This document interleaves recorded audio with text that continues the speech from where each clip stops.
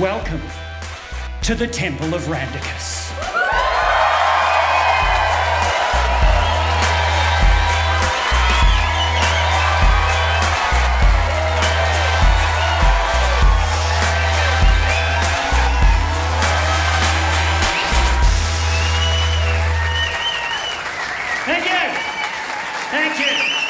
Thank you all very much for coming to worship this evening in the Temple of Randicus.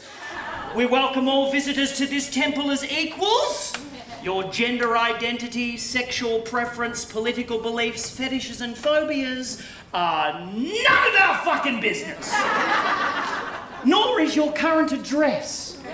We welcome you regardless of where you're from, or perhaps more importantly, regardless of which bit of the earth your mother happened to be on when you were lifted from her stomach or pushed out of her vaginal canal. It doesn't bother us. Seriously. We had someone in from Ocean Shores last night. We let them have a seat and everything. It's a very broad church. It's a fucking broad church.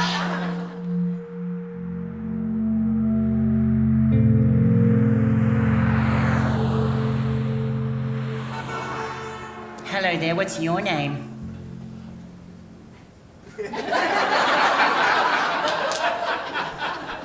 Am I looking at someone? Anyone in that general vicinity? Am I too low? You there?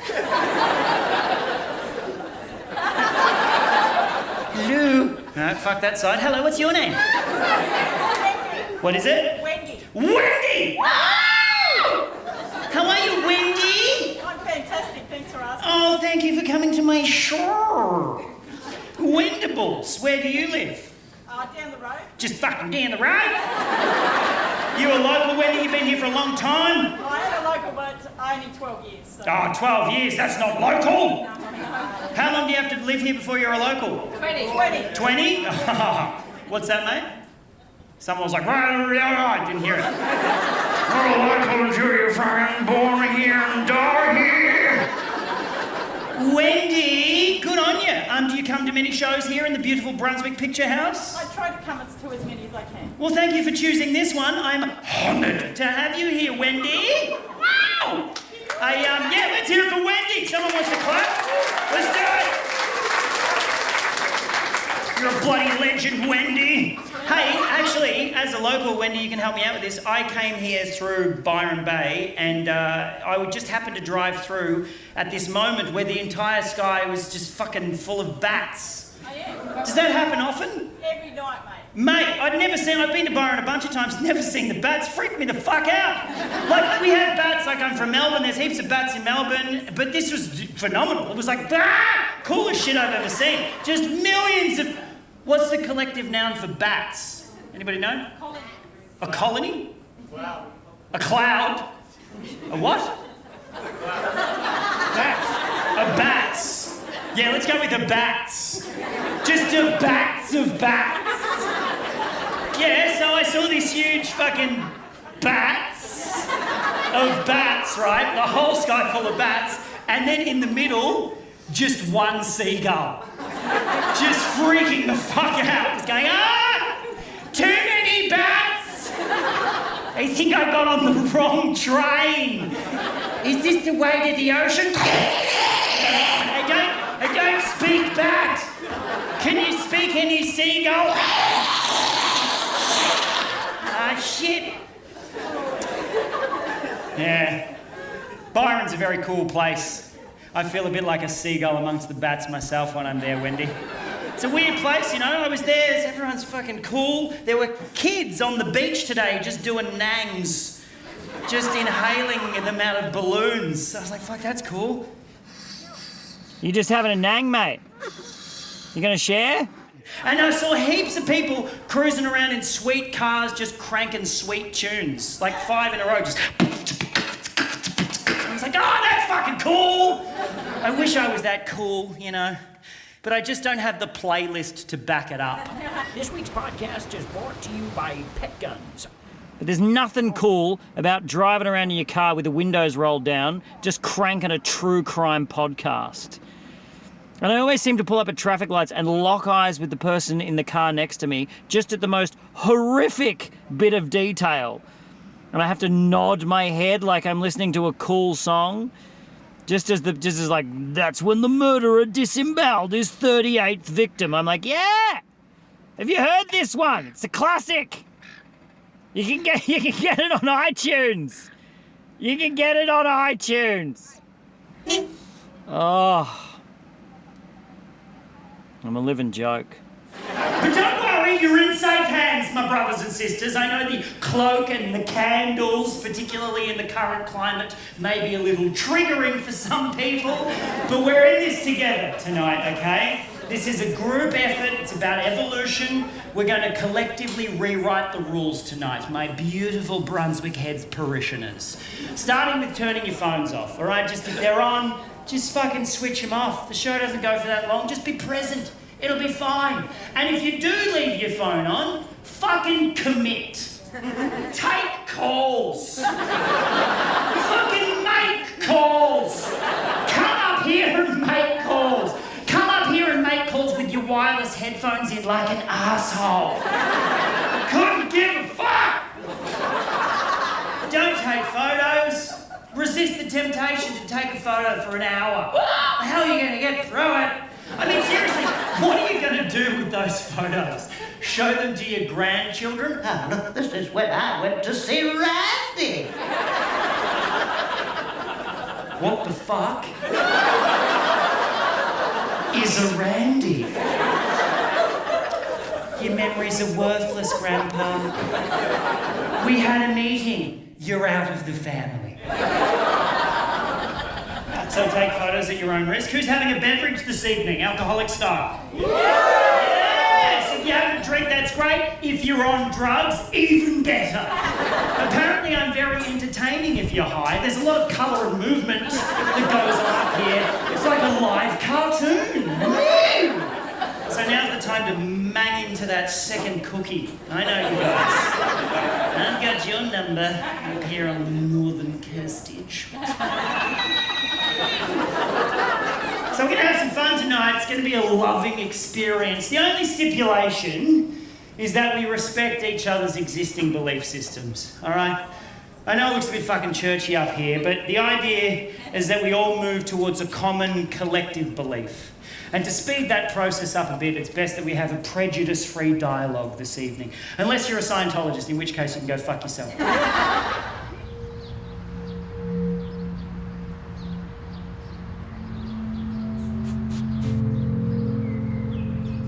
People are very protective of their faith, and rightfully so. Faith is everything. Faith can provide purpose, comfort, structure, and meaning. Faith can also protect bigots, justify atrocities, and perpetuate discrimination. But so could the Jackson family, apparently, so let's concentrate on the positive, shall we?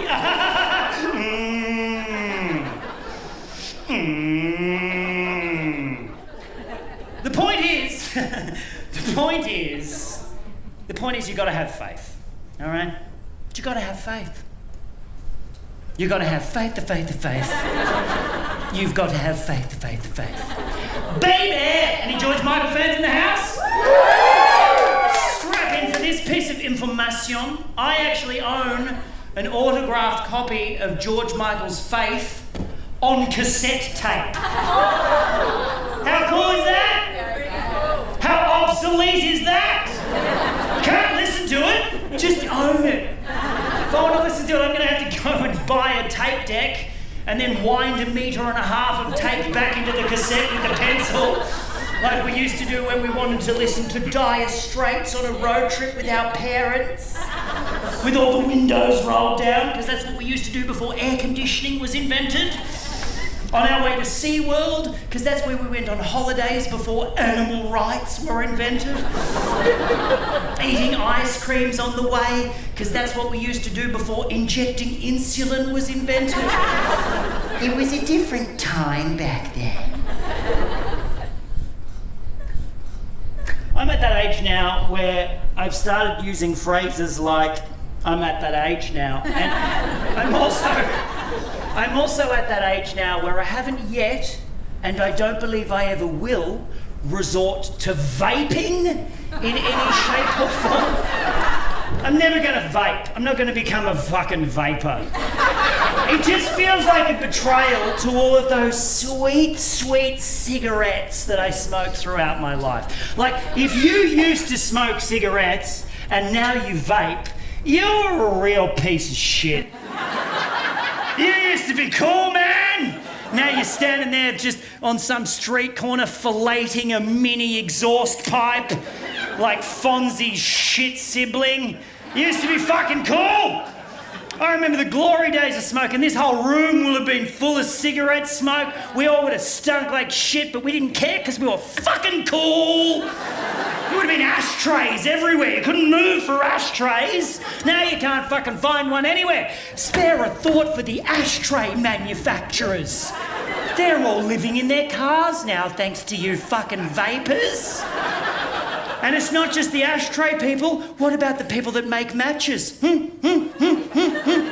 Spare a thought for the companies that used to print nightclub logos onto those little books of matches so that grizzled old homicide detectives could fish one out of the pocket of a corpse and know where to start looking for the killer.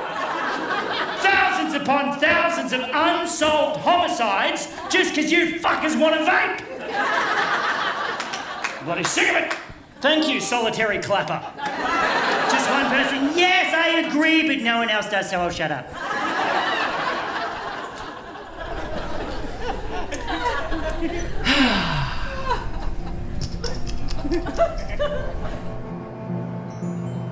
George Michael, eh? Where did George go? Someone said to the bathroom, and someone followed up very quickly with, "He's dead." I'm aware of that, but I just want to know, like, where did George go? Where's George? I mean, statistically speaking, around 50% of you believe that George Michael is currently experiencing some variety of afterlife, depending on your religious flavour of choice, of course. Some of you believe he's having a lovely time reunited with his dead relatives. Some of you believe he's awaiting resurrection to face his final judgment.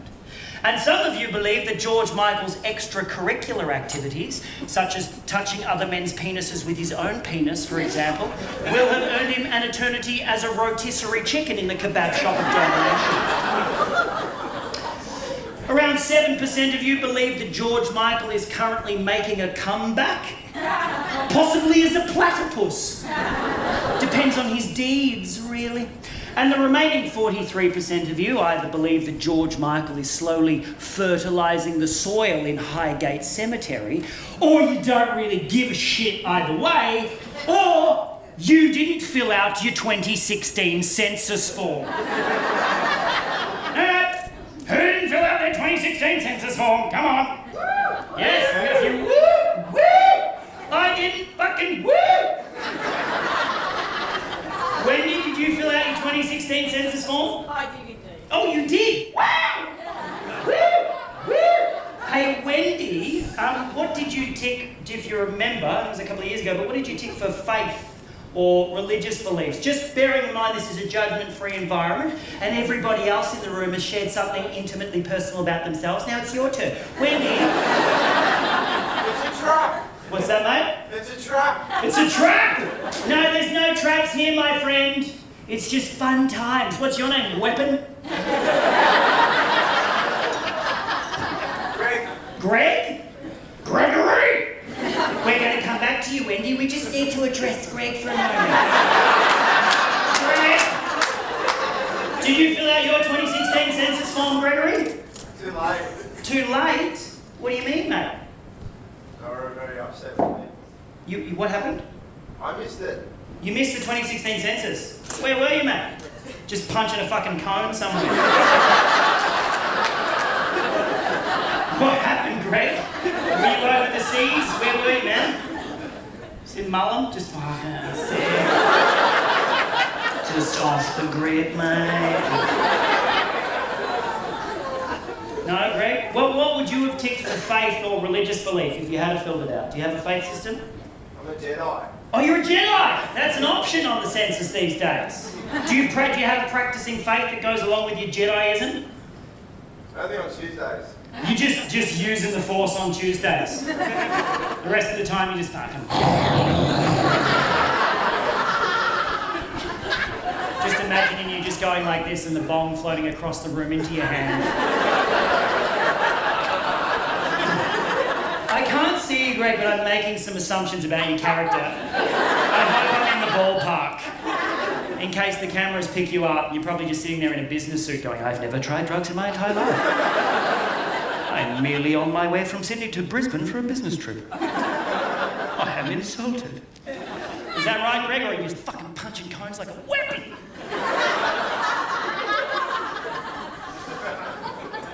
Don't judge me. I'm not, mate, but given the amount of time you took to answer that, I'm going to say it was the latter. Now, Wendy! Yeah!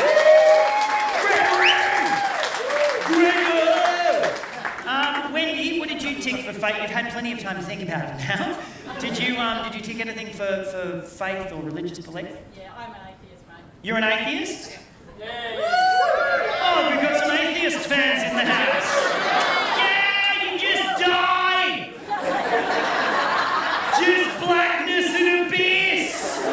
Never been here before, never coming back! So where do you think George Michael went? In the ground, I believe. Just in the ground? Yeah, nice one.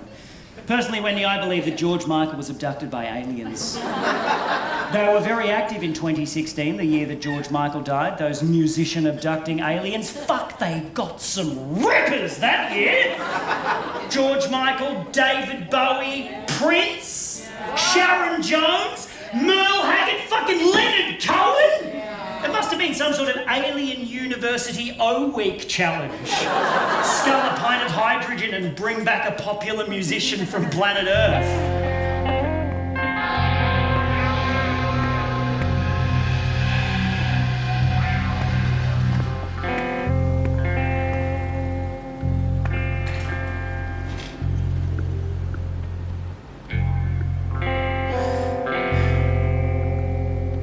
So this book here, my friends, is the Book of Randicus, okay? What the fuck is the Book of Randicus? Great question, Wendy. Thank you for asking. Always asking questions. And thanks for bringing your own microphone too, Wendy. That was excellent forward planning on your part. In case you haven't noticed, just to bring you all up to speed, I have invented a new religion, okay? Pretty straightforward. Keep up. It's not Frasier. But this one Frasier fan. This religion is based on the philosophy that Homo sapiens were elevated to the top of the food chain 70,000 years ago via the intervention of an intergalactic messiah named Beryl. Because fucking why not?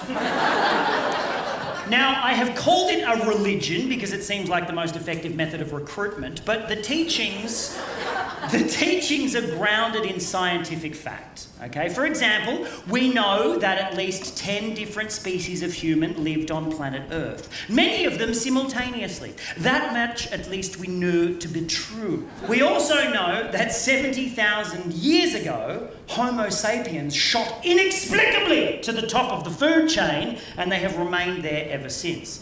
There's varying theories as to how that happened. My theory, and this is where the religion part kicks in, is that Beryl was an intergalactic missionary, travelling from planet to planet, choosing one species from each planet, kick-starting their intelligence, leaving them to evolve for several thousand years, then later returning to those planets and recruiting these newly evolved species to help care for and maintain the multiverse. Simple as that.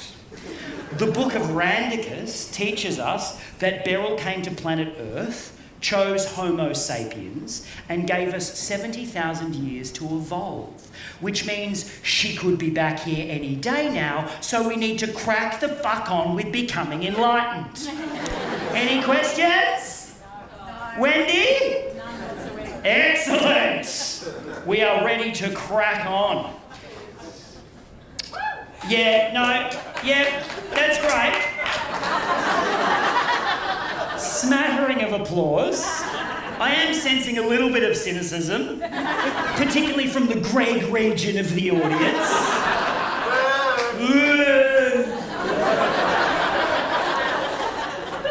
Just so you know, I've been doing a bit of a missionary tour around the country to promote this concept, and you might be surprised to learn that a lot of people are getting on board with this shit.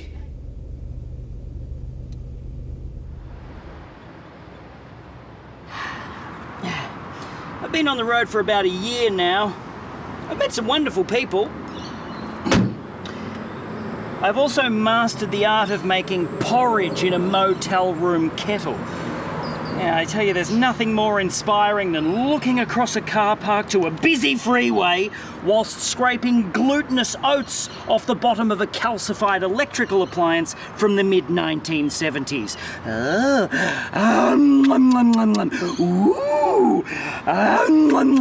It goes well with a side of suicide contemplation, I've found.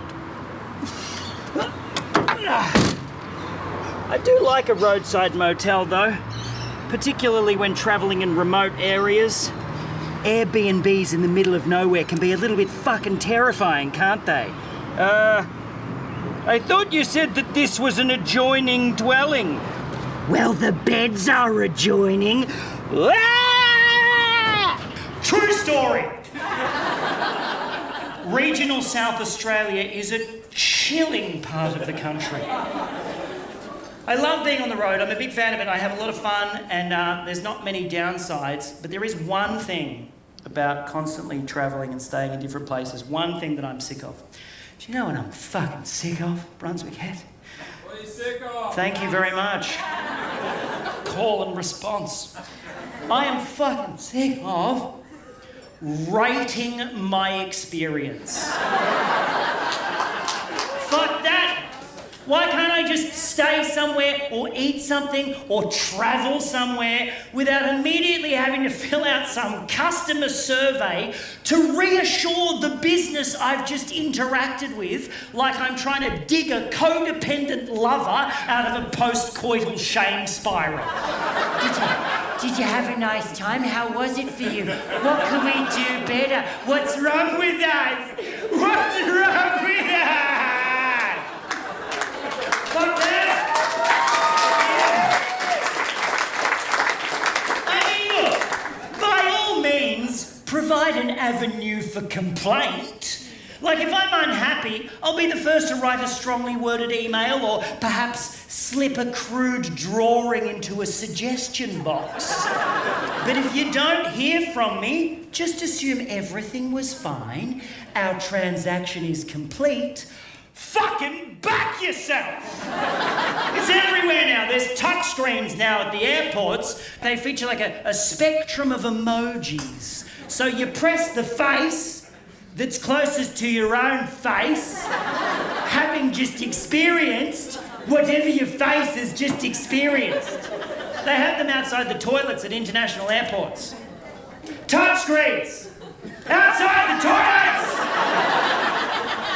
Now, just for the moment, let's ignore the fact that that touchscreen is a giant petri dish for literally thousands of stool samples. I still resent having to rate my experience of going to the fucking toilet. Oh, gosh, okay, I've got to do this screen. No, guys, I'll catch up. Yeah, no, I'll get the next flight. I just have to do the screen.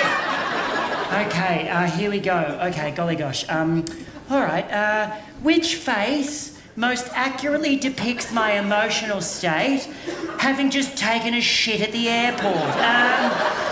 Oh, this is tough. I can't choose between tragically desperate or shamefully humiliated. Oh, bugger it. I'll just go with, I didn't wash my hands. I can't tell if you guys are on board with this or not. Just by round of applause, who here is sick of doing surveys? Who's with me?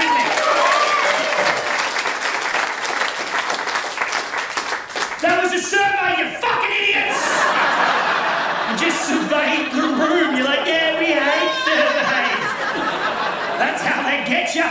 Stay on your toes, Brunswick heads. Stay vigilant. What was your name, man? Sorry? I'm John. Why don't we do a little photo together? That'd be so good. Let's do that. Hey! Me and John at the petrol station. Good on you, John. My wife and my little boy are going to love this.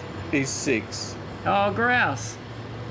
And we loved your show. Was it something on Elm Street or? Which one? Oh, the Ricketts Lane. Ricketts Lane, Oh, yeah. grouse. Oh, good Ricketts on you, John. Lane. We love That's awesome. Ricketts Lane. Oh, well, so do we. Well, bloody nice to meet you. Oh, you too, What an man. absolute delight. Are you still doing things with Sammy Joe? Yeah, we're still doing lots of stuff. We're working on a new show, but I'm off overseas in a couple of weeks. But yeah, he's still doing stuff. Bring it in. Yes. Oh, Randy, it's been so nice to meet you. Mate, it's been an absolute delight. Thanks very much for saying good day.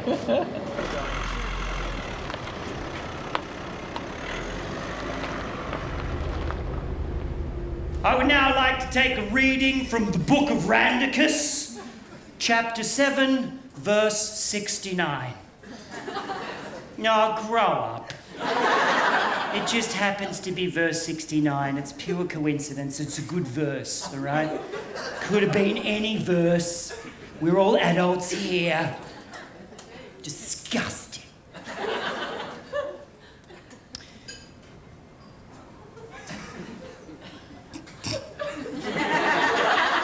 '69 is pretty funny though, isn't it? Totally impractical on an evolutionary level, but just fucking classic comedy in the bedroom. Dinner for two? Wow.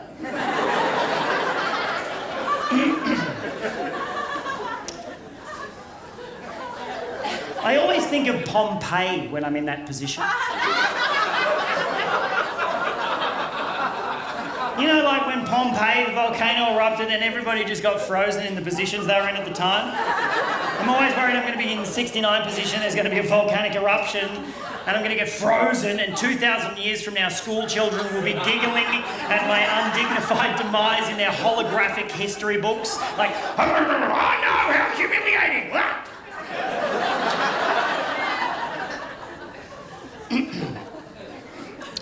It's always a bit conflicting, the 69 position, isn't it? It's like doing your tax on a carnival ride. You don't know whether to focus or just kick back and enjoy the view.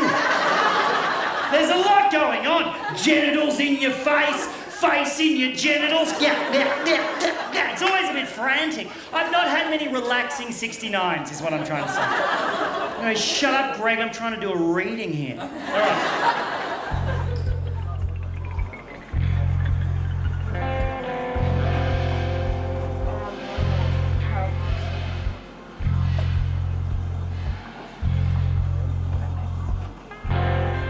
Oh, fuck, hang on, I'm on the wrong page.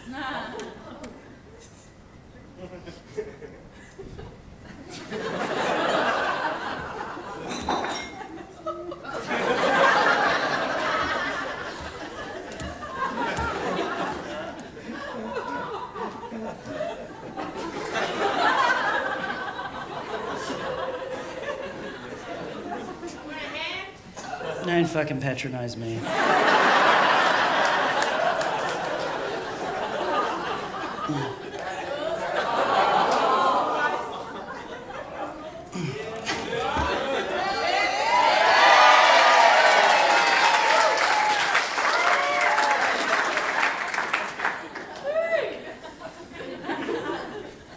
All right, here we go. Oh, I was on the right page. And lo, Beryl held aloft her hand, and spake she in a voice that rippled through the tall grasslands, like the uninvited breath of the stranger's hound on the exposed leg beneath the outdoor cafe table. Consider your fingertip, spake Beryl, and onward she spake. Your fingertip is currently harbouring tens of millions of living organisms. Just the tip of your finger. Consider that for a moment. Now consider that your entire body is home to 100 trillion non-human cells. Each of you carry around 4.4 million non-human genes. 90% of who you are is not actually who you are. Her words rang out across the valley. Microbes, my brothers and sisters. I'm talking about microbes. Now, consider your fingertip is planet Earth, and the rest of your body is the surrounding universe, allowing for the limitless possibilities that presents. Given the choice, would you doom your species to evolutionary stagnation on the tip of a finger? Or would you prefer to see some really fucking cool shit? Cool shit? Fair enough.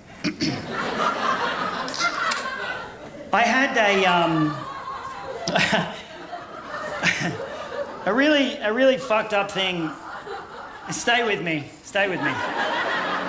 A really fucked up thing happened to me on this missionary tour. I had a near-death experience recently, actually, quite recently. I genuinely nearly died. And what happened was I nearly died from food poisoning, which is a bullshit way to die. What are people going to say about me when I'm gone? Yeah, well, he always did make poor menu choices. What happened to me was I ate something funky in that giant food court at that massive shopping mall where all the obnoxious bogans go and they're really rude to the staff. You know the big fucking mall, what's it called, the really big one? Westfield. No, not Westfield, the other one. What's it called? The massive, people are assholes, you know. No, not that one, fuck, what's it called? Bali! It's called Bali. So I was in, I ate something in Bali, right? And it disagreed with me to the point that I got salmonella. And it was so serious that I got an abscess on my spleen and had to have my fucking spleen removed. I know. If you don't know what the spleen does, by the way, it filters your blood and it helps in the fight against nasty bacteria. It's kind of like the organ equivalent of a nightclub bouncer. You don't really need it and no one really likes it, but if it's not there, someone's gonna get their dick out on the dance floor.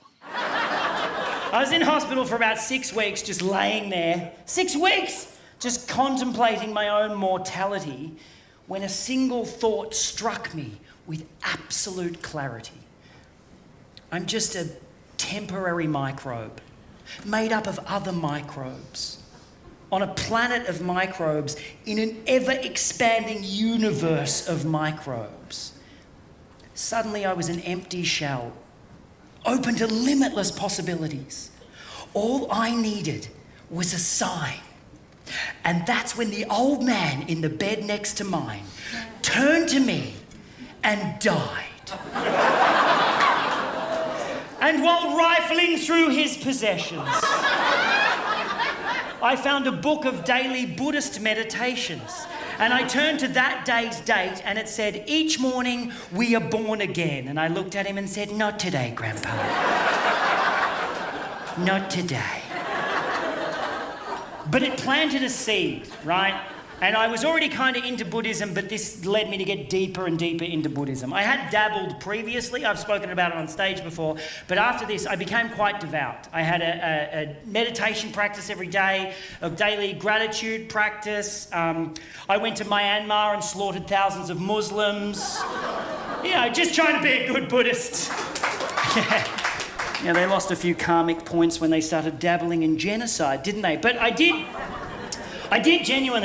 go and stay in a Buddhist temple up in Japan, up in the mountains of Koyasan for a couple of weeks. And I got up every morning at like 5 a.m. and I prayed with the monks. And then I go back to my little room with its tatami mats and its simple, spiritually mindful design, and I would masturbate to internet pornography. And I thought, this experience may be lost on me. This is not connection. This is total isolation. What are they doing? Like, what the fuck am I doing? What is this? I mean, what are we as a species? I mean, when did we lose faith in ourselves and decided that it was more fun to own everything than take care of it? Let's face it, humans were never meant to be dominant. It doesn't make sense. We don't know how to behave at the top of the food chain. We didn't earn it. You think lions and crocodiles have existential crises? No, they just move quick, get strong, eat shit. They don't have time to jerk off in a temple, right? And before you say, I'm more disciplined than you, Randy, I'm not like that. Bullshit! You all wank in your own temples. Humans evolved to be in the middle. That's why we're so bad at running things. We've got 2 million years of chemical evolution telling us to run away from everything or stab it to death or fuck it in the air. Beryl gave us the opportunity for enlightenment and we fucking wasted it. We lost our way. And if you don't believe me, look around you. Look at this room full of magnificent creatures with limitless potential for symbiotic compassion and spiritual perfection, paying good money to see a man that's dedicated the best years of his life into finding a way to monetize screaming at strangers. I mean, fucking look at my face. What are you even watching right now? And what the fuck do I have to show for this? Fuck all. 38 years old, no partner, no kids, no assets, no savings. The most expensive thing I own is an autographed copy of George Michael's Faith on cassette tape.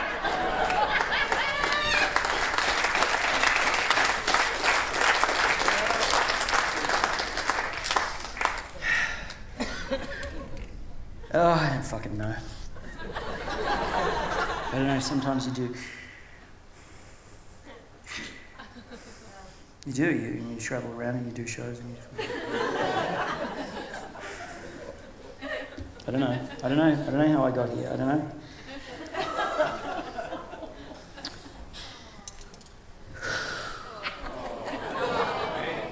Ah, yeah.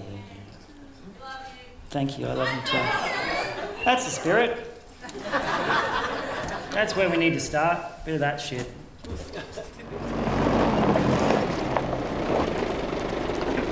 Yeah, hey, Mum.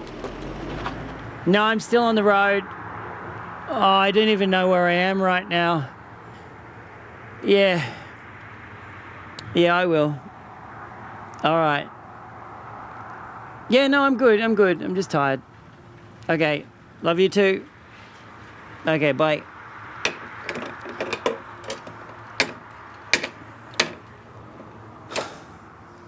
You know, actually, it was my uncle that got me into comedy inadvertently. I've got this uncle. He's an amateur magician. And by that I mean he really wants to be a magician, but he's just fucking amateur! Just fucking awful! And he always does these Christmas shows for us. He does Christmas magic shows every Christmas. And when I say that, you're probably picturing like card tricks and rabbits out of hats.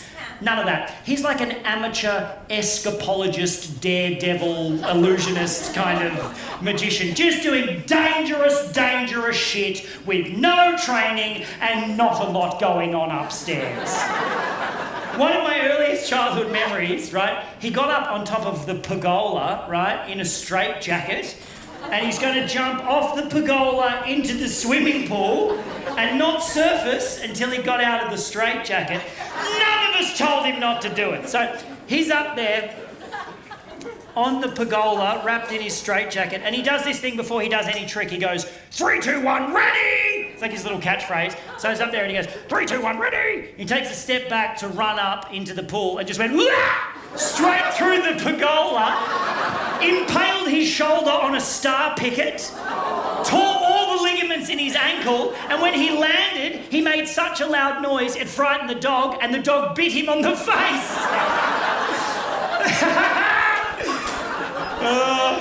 So Christmas was always awesome. And that year, he wouldn't let us take him to the hospital. He's like, I'll be fine. He just pulled himself off the star ticket, cracked a stubby and went back to the barbecue, you know what I mean? But as a result, he fucked his shoulder so bad, he fucked all the nerves in his arm, and he's got no feeling in his left hand. He can still pick stuff up, but he can't feel things, and he always says horrible, horrible shit like, yeah, Randy, I don't even need the missus anymore. I just close my eyes and think of Mariah Carey. Yeah, the man's a fucking unit. So, this one Christmas, this is how I got in comedy, this one Christmas, someone from his local RSL club had given him a little Pee-wee 100 motorbike, like a little children's motorbike. I'm not sure why, maybe they wanted him dead. But anyway, he turned up to Christmas. He turned up to Christmas, right, with this little Pee-wee 100 motorbike, and he built a ramp in his ute. He built a ramp that folded out of the tray of his ute and then up over the cab of his little truck. And he had this idea that he was going to drive his little ute around to school fetes and county fairs and stuff and do jumps on his little motorbike in his ute ramp. Again, none of us told him not to do it. So he turned up with this thing and he set it up across the road, and we were having Christmas at my family's house in the country in central Victoria. There's heaps of paddocks around. We're in the middle of nowhere, so he loves having Christmas there because he can do dangerous shit in the paddocks, right? And really spread out. So he built the obstacle course, and he's across the road all morning setting this up. And we're in the house and we hear 3, 2, 1, ready! So we go across the road, and there he is. Picture this, he's a massive dude, huge guy, strawberry blonde mullet, big blonde handlebar mustache with a nicotine stain in the middle, like he's been eating an ass, and he just sits there, right? He's huge on this tiny motorbike. He's like, here we go! And he took off, and he was like weaving through the cones, popping little monos. He did about 25 minutes as a warm-up. We're like, actually, this is pretty entertaining. And he gets to the end of his warm-up, he parks the bike about maybe 20 metres from where he's going to start his run-up to his big jump, and he added a little bit of showbiz flair here. I'll never forget it. He got off the bike and he pretended that the motorbike was too heavy for him to push. Massive dude, tiny motorbike. He just goes, oh, it's too heavy, kids, I can't push it. We're like, yay! 5 stars! You're a comedic genius. He's like, and then he just went, oh, bugger it. Picked the motorbike up, put it under his arm, and marched back to the start line. Like a fucking legend. So he gets to the start line, he goes to put the motorbike down, but he can't. Because when he picked it up, he inadvertently put his left hand on the exhaust pipe. He's got no feeling in his left hand. The exhaust pipe's very hot. By the time he made it back to the start line, his left hand had fused to the exhaust pipe, melted to the motorbike. He's like, oh, I can't put it down. We're all like, the smell of burning flesh. All the adults are pouring beer on it. He's like, it doesn't hurt. It doesn't hurt. We're like, but it's fucked. That year, he let us take him to the hospital. You have a motorbike attached to your hand, get in the fucking car. But because we were having Christmas at my house in the country, everybody was shit-faced because everybody was staying over. Everyone was camping, so nobody could drive him. Except for me, I'd been on my learner's permit for 1 week. 2-hour drive to the hospital. I'm just like white-knuckling it the whole way. My dad, shit-faced in the passenger seat, just supervising me. Yeah, he's doing a great job. My uncle, on the back seat, motorbike on his lap. His left hand fused to the exhaust pipe and then just sculling a long neck with his right hand. And that is not what got me into comedy, but that is definitely what got me into drinking. I'm like, that is tough as fuck. Yes!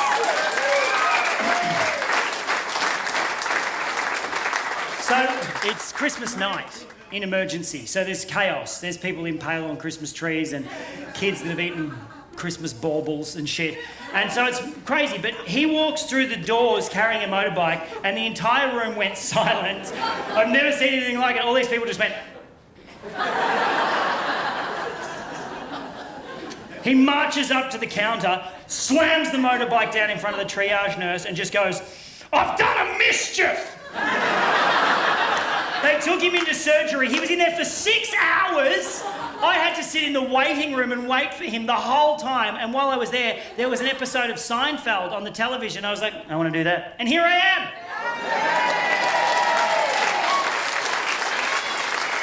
Thank you, Uncle. Thank you, Uncle.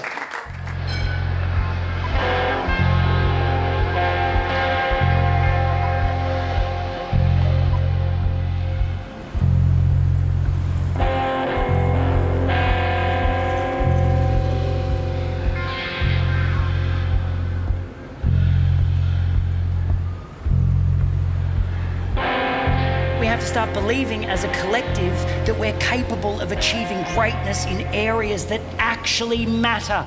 And it's not going to be easy. I'm not up here saying that I've got, I haven't got it figured out. We're just going to have to try. If we're going to get our shit together, it's going to involve some sacrifice. You've got to give up a lot of shit. Stuff like casual misogyny, listening to commercial radio, and going to the horse races. Yeah! Yes. I'm sorry, there's no more horse races now. Here's a fun fact. 119 racehorses died last year. 119 racehorses killed while racing. To put that into perspective, that's the equivalent of 6 Australian rules football teams worth of players dying on the field during matches. You reckon if that happened, they'd probably put a stop to the sport, don't you think? It seems a little bit dangerous, or at the very least, unnecessarily cruel. Oh! Looks like he's done his hamstring. Oh, that's an Achilles tendon. Out for the season of life. I think we should do it. I think we should start killing some Aussie rules footy players. Send a message to the racing industry. Collingwood can go first. Who's with me?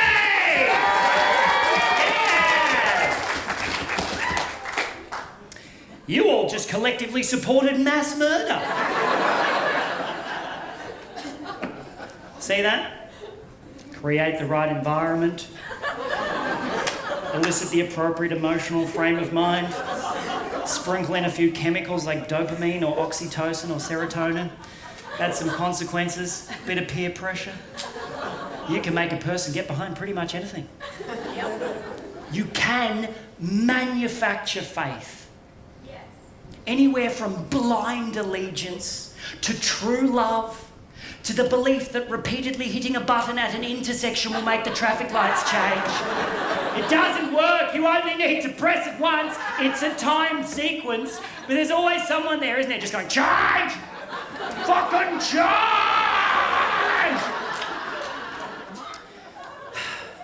Look, the question I'm trying to ask is, right, if as a species we're naturally predisposed to collective belief, and if all faith is fundamentally manufactured, why not just create a new religion that's wholly inclusive and prioritises saving the planet, protecting every living species, and growing towards spiritual evolution in this life, not the imaginary next one? That's it, that's the question.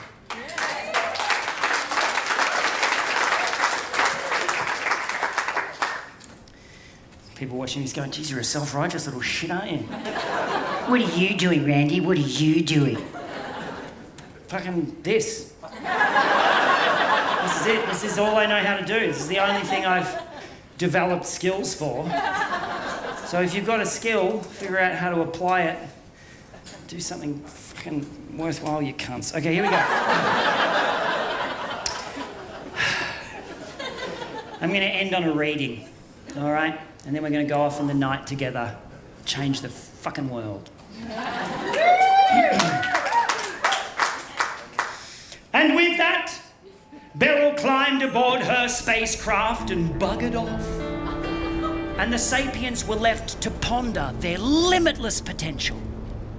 So, said one sapien to another, you think she's going to come back? Honestly, said the other sapien, I don't know if it matters. We should probably get started on becoming enlightened regardless. Yeah, said the other sapien. I'm sure we'll get around to it eventually. Here ends the lesson. Thank you very much. Good night. Thank you.